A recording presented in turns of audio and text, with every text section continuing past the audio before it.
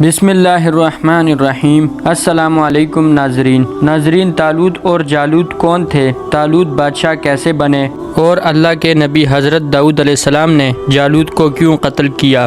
پھر اللہ رب العزت نے داؤد علیہ السلام کو بادشاہت کیسے عطا فرمائی؟ یہی ہماری آج کی ویڈیو کا موضوع ہوگا، اور آج ہم آپ کو قرآن و حدیث کی روشنی میں طالوت و جالوت اور حضرت داؤد علیہ السلام کا واقعہ سنائیں گے۔ مگر ویڈیو میں آگے بڑھنے سے پہلے اگر آپ ہمارے چینل پر نئے ہیں تو برائے مہربانی ہمارا channel Shinwari T V subscribe کریں، جہاں آپ کو بالخصوص اسلامک ہسٹری اور دنیا بھر کی منفرد معلومات پر مبنی ویڈیوز ملتی رہیں گی۔ ناظرین، بنی اسرائیل کا نظام یوں چلتا تھا کہ ہمیشہ ان لوگوں میں ایک بادشاہ ہوتا جو ملکی نظام چلاتا، اور ایک نبی ہوتا جو نظام شریعت اور دینی امور کی ہدایت و رہنمائی کرتا۔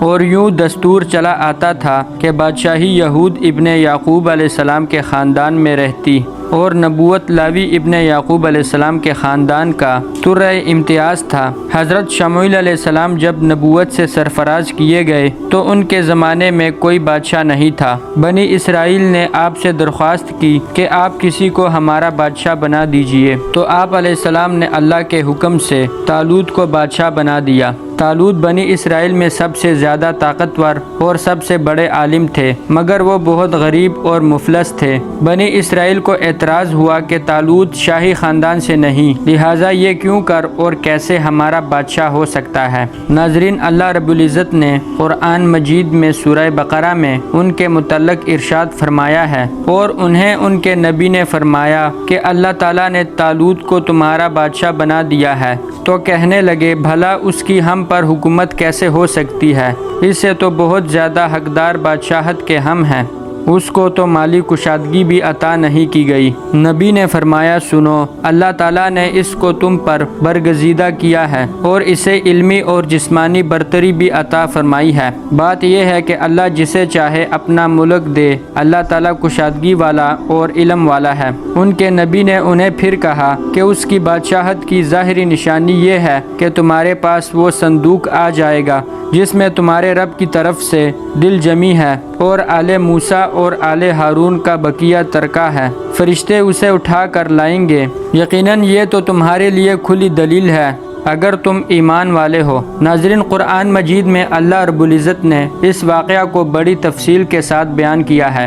فرمایا تھوڑی ہی دیر کے بعد فرشتے صندوق لے کر آ گئے، اور صندوق کو حضرت شموئیل علیہ السلام کے پاس رکھ دیا۔ یہ دیکھ کر تمام بنی اسرائیل نے طالوت کی بادشاہی کو تسلیم کر لیا، اور آپ نے بادشاہ بن کر نہ صرف ملکی نظام کو سنبھالا بلکہ بنی اسرائیل کی فوج بھرتی کر کے قوم عمالقہ کے کفار سے جہاد بھی فرمایا۔ ناظرین، جب طالوت اللہ رب العزت کے حکم سے بنی اسرائیل کے بادشاہ بن گئے تو آپ نے بنی اسرائیل کو جہاد کے لیے تیار کیا، اور ایک کافر بادشاہ جس کا نام جالوت تھا اس سے جنگ کرنے کے لیے اپنی فوج کو لے کر میدان جنگ میں نکلے۔ جالوت بہت ہی قد آور اور نہایت ہی طاقتور بادشاہ تھا۔ وہ اپنے سر پر لوہے کی ٹوپی پہنتا تھا، اس کا وزن 300 رطل تھا۔ جب دونوں فوجیں میدان جنگ میں لڑائی کے لیے اتریں تو طالوت کی فوج کی تعداد بہت کم تھی۔ طالوت کی فوج میں حضرت داؤد علیہ السلام بھی شامل تھے۔ داؤد علیہ السلام کم سن تھے، اور اللہ نے داؤد علیہ السلام کو اس وقت نبوت نہیں عطا فرمائی تھی۔ دونوں لشکر آمنے سامنے ہونے کے بعد جنگ شروع ہوئی، اور طالوت کی فوج اتنی بہادری کے ساتھ لڑی کہ دشمن کو ذلیل و رسوا کر دیا، کیونکہ طالوت کے ساتھ اللہ کی مدد تھی۔ حالانکہ طالوت کی فوج کی تعداد جالوت کی فوج کے مقابلہ میں بہت کم تھی، پھر بھی اللہ نے طالوت کو فتح نصیب فرمائی۔ اللہ تعالیٰ نے قرآن میں اس واقعہ کو سورہ بقرہ میں یوں ارشاد فرمایا ہے، پھر طالوت کے ساتھیوں نے خدا کے حکم سے جالوت والوں کو شکست دے دی، اور داؤد علیہ السلام نے جالوت کو قتل کیا، اور اللہ نے داؤد کو سلطنت اور نبوت عطا فرمائی، اور جو کچھ بھی چاہا اسے سکھا دیا۔ اس جنگ کے بعد اللہ نے حضرت داؤد علیہ السلام کو بادشاہت بھی دی، اور اللہ نے آپ کو نبوت بھی عطا فرمائی۔